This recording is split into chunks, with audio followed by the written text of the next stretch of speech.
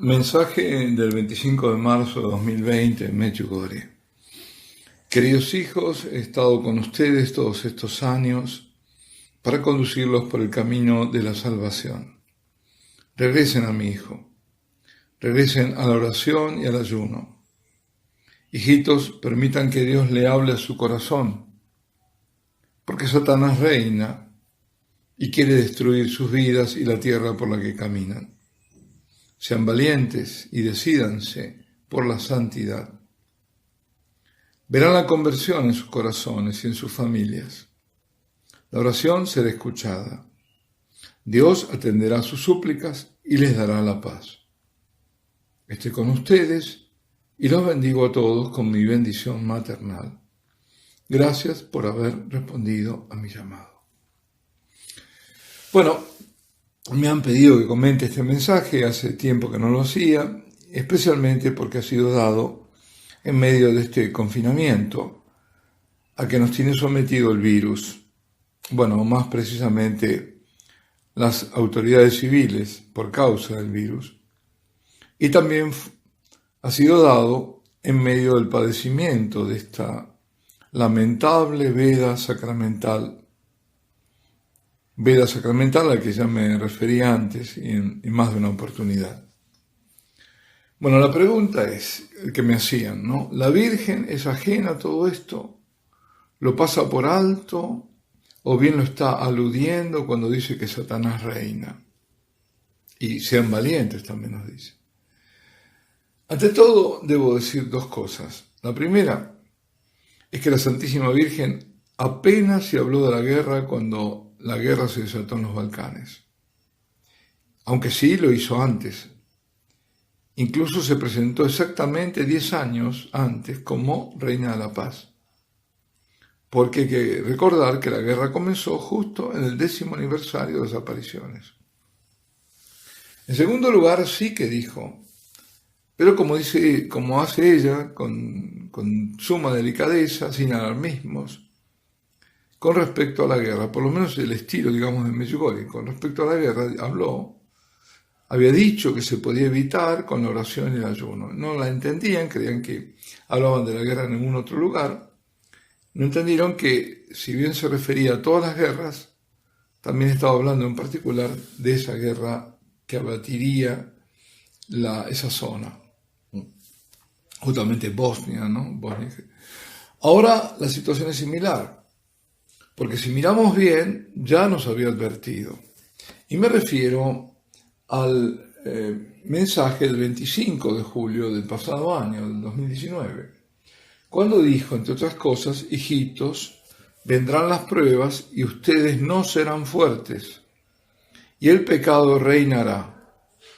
Pero si son míos, vencerán, porque su refugio será el corazón de mi Hijo Jesús.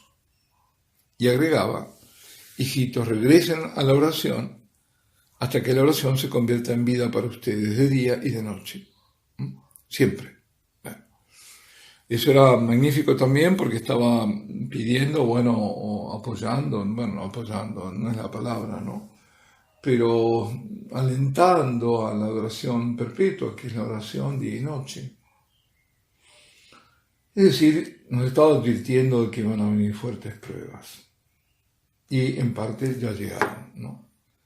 Ahora además alude al reino de Satanás. Es algo tremendo y lo estamos experimentando desde hace tiempo. Satanás reina, sí. Reina en parte porque dejamos que reine en nosotros. Le damos lugar. Ciertamente que es muy, pero muy fuerte y consigue doblegarnos si no estamos afirmados fuertemente en la fe.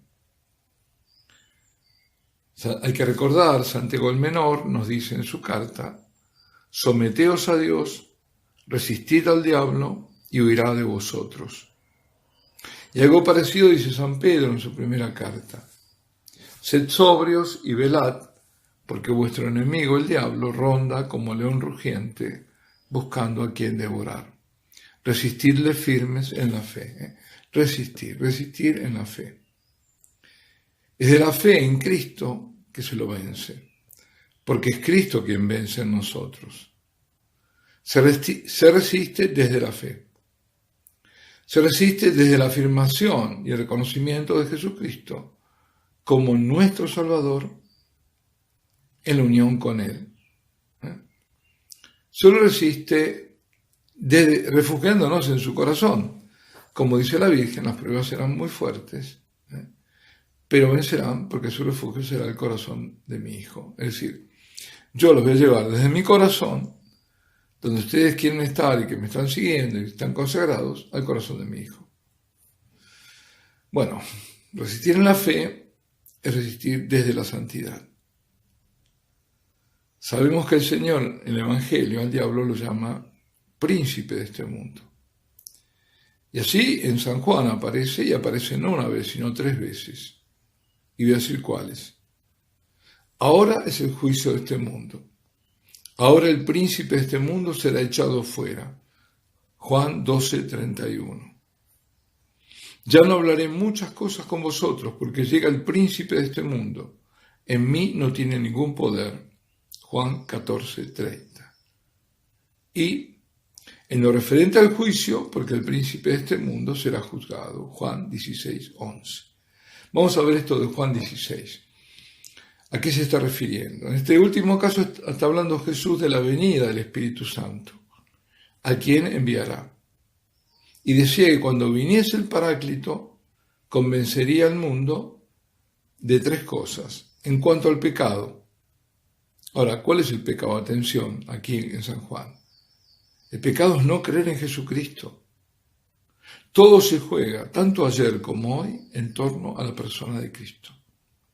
No se trata de creer así en Dios, sino de creer en Jesucristo. Ahí está la gran división. Ahí está. Es decir, el pecado, los judíos, por ejemplo, creen en Dios, pero no en Jesucristo. Permanecen en el pecado. Los musulmanes creen en Dios, pero no en Jesucristo. Permanecen en el pecado. ¿Y quién está convenciendo al mundo de eso? El Espíritu Santo. Dice después, en segundo término, en cuanto a la justicia. ¿Cuál es la justicia? La justicia es que Él, después de cumplir su cometido, Jesucristo, la misión por la que el Padre lo envió, Él va a regresar al Padre.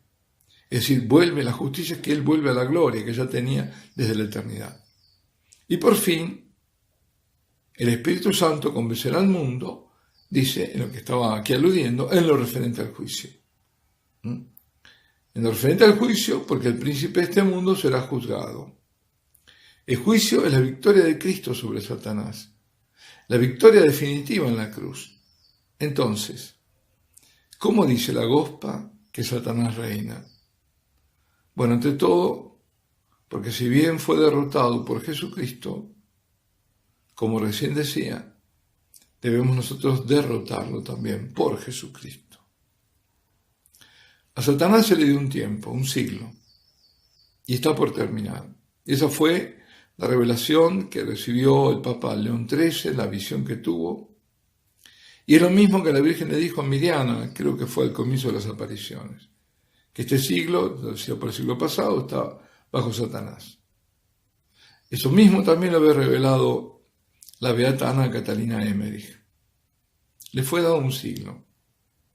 En ese siglo quiere destruir a la Iglesia de Cristo. Hace 2000 años lo intentó. Intentó en su locura derrotar a Cristo, al Hijo de Dios. Seguramente sin saber plenamente quién era Jesucristo, quién era el Hijo de Dios.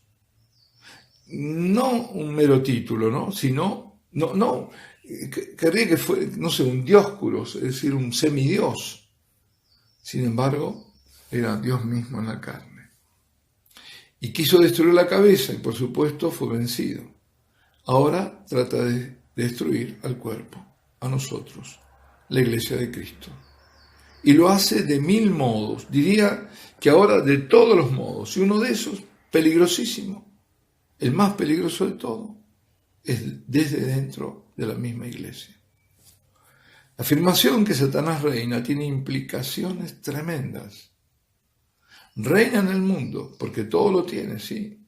Tiene los gobiernos, Tanto las administraciones como los tribunales, como las legislaturas, tienen las organizaciones internacionales, lo sabemos, lo estamos viviendo. Ha tomado posiciones también en la misma iglesia. En cuanto a esto último, no digo nada nuevo, ¿Acaso no lo dijo hace más de 40 años atrás el Papa Pablo VI? Cuando dijo, por alguna grieta de la iglesia se ha filtrado el humo de Satanás. Pues queridos hermanos, ahora no es ya el humo, sino el mismo demonio que entró. Y lo hemos visto con los escándalos. Pero no solo los escándalos sexuales, que en sí tienen mucha gravedad, claro. Además por lo que hacen de escándalos, que apartan de la iglesia y acusan a la iglesia. Sino, y el daño además a las víctimas, ¿no? Sino también con los escándalos doctrinales. Estos son más graves todavía, porque también afectan a la salud del alma de todos, a la salvación. Con la apostasía de poner en el centro al hombre, desplazando a Dios. San Pablo, en la primera carta a los Corintios, llama demonios a los ídolos. Tengamos también presente que cada aborto voluntario es un sacrificio a los demonios, como lo eran los que sacrificaban sus hijos a Moloch. Pensemos también que en el documento de la Amazonía se recomienda incentar los ritos, digámoslo para decirlo de alguna forma así, digamos muy evidente, ¿no? Pachamámicos, a los ídolos en el ritual católico. No lo dice así, lo estoy diciendo yo así, ¿no? Pero es el espíritu, por todo lo que habíamos visto en Instrumentus Laboris, y lo que se escribió en el documento final, en punto, sobre todo, hay más, pero en el 119 recomienda estudiar, dialogar, según usos y costumbres de los pueblos ancestrales, la elaboración de un rito amazónico. Y en el número 119 dice, debemos dar una respuesta auténticamente católica, así la llaman. Hay que ver que entienden por eso de auténticamente católica, es decir, porque universal, abarquemos todo, ¿no? En el fondo, ese auténticamente católica a mí me suena a un eufemismo por sincretismo, ¿no? A la petición de las comunidades amazónicas, a ver quiénes son los que piden eso, ¿no? De adaptar la liturgia, valorando la cosmovisión, las tradiciones, los símbolos y los ritos originarios que incluyan dimensiones trascendentes, comunitarias y ecológicas. Toma. Hay que saber leer entre líneas lo que está diciendo eso. Es meter todo eso adentro del rito católico. Es decir, en fondo es todo lo que estoy diciendo y de ahí el rito, lo del rito que se cumplió en los jardines vaticanos. A la prueba me remito. La introducción de ídolos en San Pedro, en la otra iglesia. A Satanás le queda poco tiempo. Se acaba el tiempo concedido por Dios. Y de ahí su tremenda agresividad. Satanás no solo siempre nos tienta, nos seduce, porque esa es la forma ordinaria, ¿no? Seduce a nuestra carne, que es su aliada, y lo hace a través del mundo, que es su otro aliado, sino que también nos aturde, nos confunde, nos encandila. Este es el tiempo de la gran confusión. Y confunde a los fieles. Y al aturdirnos impide que escuchemos la voz de Dios en nosotros. Entonces, para escuchar a Dios, como pide la Virgen, tenemos que abrirle el corazón a Él por medio, como dice ella, de la oración y de las privaciones voluntarias, el ayuno, ¿no? Y también las penitencias, agrego, ¿no? Pero la Virgen dijo oración y ayuno, volver a la oración y el ayuno. Lo digo a todos, me lo digo a mí primero, tengo que volver al ayuno, privarme. Ahora recibí una tarjeta de un abad amigo de Rumanía, que es es un monje, claro, es abad, y me decía que en esta tarjeta de Pascua, que ellos son greco-católicos, así que la celebran junto con los ortodoxos, el calendario juliano. Pues me decía que en la tradición antigua, que viene de la judía, el ayuno tenía este significado. El alimento es la vida. Entonces es equiparar el alimento a la vida. Por lo tanto, el ayuno es dar la vida. Dar la vida. Entonces, dar parte de mi vida por otro, ayuno por otro, oro y ayuno por otro, o darlo también a Dios, ofrecer esta vida que Él me da. Así que eso es interesante. Esto ¿qué tiene como efecto? Despejarnos del mundo, de la carne.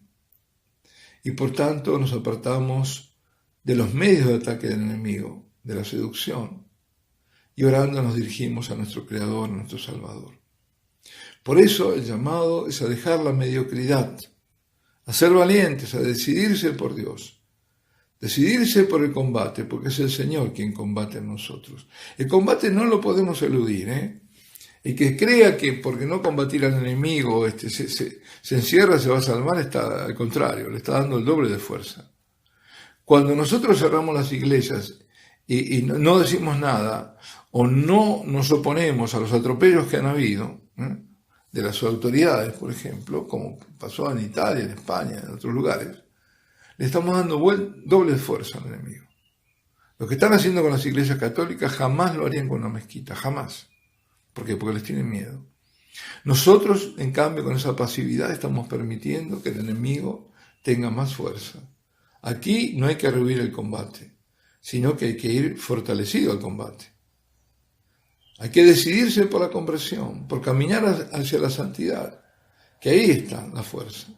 Porque la santidad es unión con Cristo, es acercarnos cada vez más a Dios, buscando su amistad, sintiendo repugnancia, aberración por cualquier mínima ofensa que podamos hacerle a Dios.